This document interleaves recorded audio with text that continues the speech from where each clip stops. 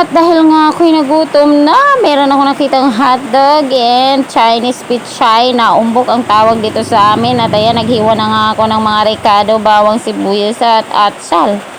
At ngayon ay isinalang ko na yung kawali at nilagyan ko na rin siya ng mantika. Nung uminit na yung mantika, nilagay ko na yung bawang.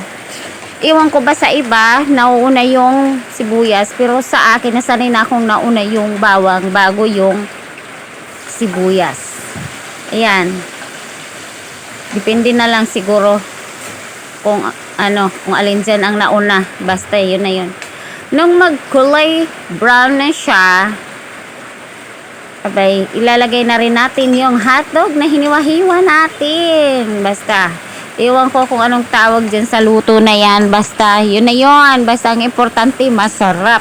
Hindi ko alam kung anong tawag dyan. Basta, lutong ano lang yan. Basta. Ayan, nilagyan ko rin siya ng atsal. Dinamihan ko na yung mga rekado para masarap. Takpan natin saglit para maluto yung hotdog. At nang maluto na yung hotdog, ayan, halahugayin natin ulit. Ayan na.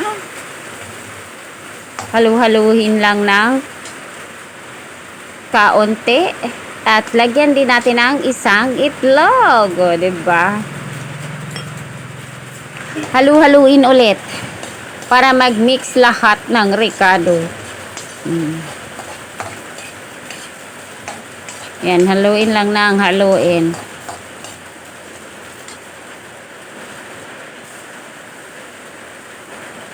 At ilagay na natin yung Chinese pichay or umbok. Masarap yan, guys, promise. Para rin siyang parang nagluto ka rin ng corned beef. Parang ganun lang. Tapos, lagyan mo lang ng pampalasa. Okay na, solved na.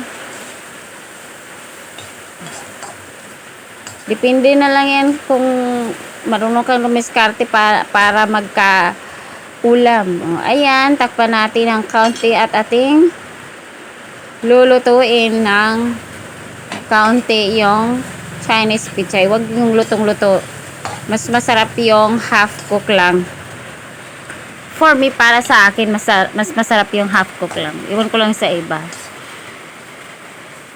Kasi ang pinaka-importante dyan, yung gulay. Oh, ayan, luto na siya. Oh, diba? Ang tagal kong mag-approve. Ang tagal matapos. Oh, approve na nga. Ayan, inilipat ko na siya sa plato at kitang-kita naman ang sarap. Kaya tara na, kain na tayo. Bye!